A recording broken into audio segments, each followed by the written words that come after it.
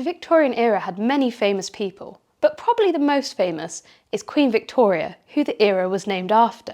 She reigned for 63 years and was our longest reigning monarch until Queen Elizabeth II. She ruled from 1837 to 1901, so lots happened in the time and there were lots of famous people. Since the era is so long, obviously we can't talk about every single famous person. So if you'd like to learn more, make sure you get your grown-up to head to our website and get a copy of our Victorians edition. But for now, let's talk about some of the famous people from the Victorian era.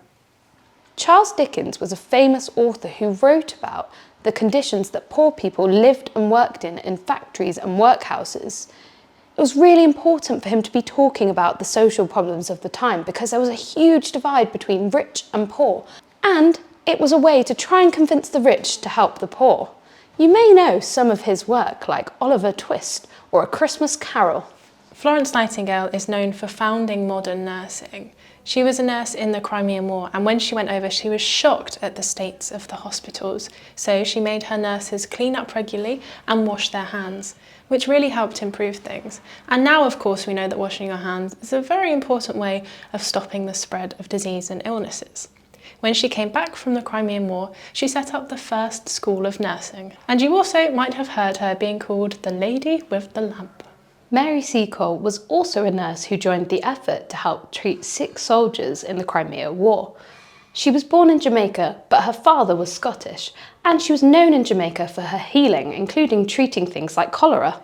Mary did try to join Florence Nightingale's team, but she was rejected. So, using her own money, she set up something called the British Hotel in the Crimea.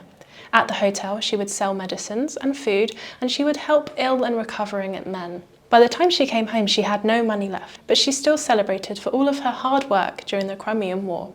Charles Darwin is a naturalist, geologist and biologist who is widely known for his contributions to evolutionary biology. Charles concluded that all living things have a common ancestor. He's the reason we know we're descended from apes.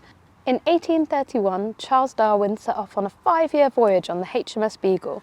On this voyage, he collected specimens and studied species to confirm his theory of evolution. Although it was very unpopular at the time, it's now been accepted as scientific fact, and it's what you learn about at school. Robert Peel was Prime Minister twice in the Victorian times, and he's most famous for founding the Metropolitan Police Force in 1829, which was the first ever police force. But I'm sure you know all about that because we spoke about him in our Crime and Punishment edition. Police officers are called bobbies or peelers as a tribute to him. Alexander Graham Bell was a Scottish inventor widely credited for inventing the telephone. The first ever telephone call was between Alexander and his assistant Thomas Watson in March 1876. Alexander said the now famous words, "Mr. Watson, come here, I want to see you." William Gladstone was Prime Minister 4 times in the Victorian era, and his reforms helped the lives of the poorer people. In 1870, he passed a law that gave more children access to education, and in 1884, he allowed more people to vote. Isambard Kingdom Brunel was an innovative engineer. He designed railways, bridges, and even created the first steamship, which made it easier for people to travel quicker. Prince Albert of Saxe-Coburg and Gotha was the husband of Queen Victoria, and he's quite important because he advocates for the arts and the sciences. He helped organise something called the Great Exhibition in 1851, and that raised so much money that he could buy a huge area of land in London to turn into an education quarter that they would call Albertropolis. The area is called South Kensington and still today is full of museums and universities, the Royal Albert Hall, which is a music venue, and all the museums you can go to for free, like the V&A, the Natural History and the Science Museum. Thomas John Barnardo founded Barnardo's, which is a charity that provides help for the poorest of children. It was founded in the East End of London, which was the most impoverished area in the Victorian era, and it helped give children education and helped orphan children get homes. The charity is still running today and still helps people.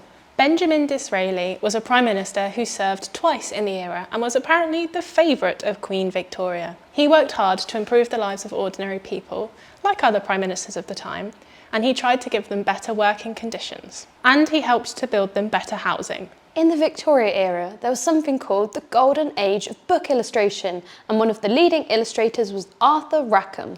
Oscar Wilde was an Irish playwright and poet from the Victorian times who was writing in a brand new literary style because his works were really Gothic. But he was a gay man, which was illegal at the time, and he was actually convicted as a criminal for it in 1895. You may have heard of some famous authors in the Victorian times, such as Rudyard Kipling, who wrote books like The Jungle Book, or Sir Arthur Conan Doyle, who wrote the famous detective novels Sherlock Holmes, or even Lewis Carroll, who wrote Alice's Adventures in Wonderland. Ralph Vaughan Williams was a famous composer from the era, and he wrote some very famous symphonies as part of ballets, operas, or just orchestral work. During the Victorian era, women started fighting for more rights. So lots of women on this list are revolutionaries, whether they changed their field in being a doctor, a mathematician, or a writer. They did hugely important things for women's rights. Emmeline Pankhurst was one of the key activists that fought to give women the right to vote in the UK. She was one of the people who started the suffragette movement. There was a huge group of women who were protesting and demanding their right to vote. Millicent Fawcett was one of the leaders in the fights for women's rights. She protested in peaceful ways, whereas Emmeline Pankhurst, who was another leader, she protested in more violent ways. Their motto was deeds, not words. All these women's actions helped secure some women the vote in 1918, and although that's after the Victorian era ends, they began their valuable work under the reign of Queen Victoria. Elizabeth Barrett Browning was a poet who wrote about social issues of the time like slavery and child labour. Charlotte and Emily Bronte were novelists, authors and poets. They were famous for classical literature such as Wuthering Heights and Jane Eyre. They were really important because they wrote at a time where women weren't allowed to write books, so they had to publish their work under a fake male name. Elizabeth Gaskell was similar in that she was a female writer, but she was writing about the lives of the poor, and she gave details on how Victorian society functioned. Elizabeth Garrett Anderson was the first female to qualify as a physician and surgeon in England, and she co-founded the London School of Medicine for Women, which was the first school in Britain to train women to be doctors, so she is really key to women's rights. Ada Lovelace you might have heard about if you've read our Innovators edition or watched any of our last videos. She was a mathematician and writer who helped Charles Babbage, and together they created a computer machine that worked like a calculator, which was really impressive because before then we didn't have that kind of technology. There definitely weren't any calculators. Is there any other famous Victorian person you think we should have mentioned? Let us know in the comments and tell us a bit about them. Make sure to check out the rest of our Victorian videos and head over to littlehistoriansmagazine.com to get your hands on a copy of the Victorian edition. We'll see you next time.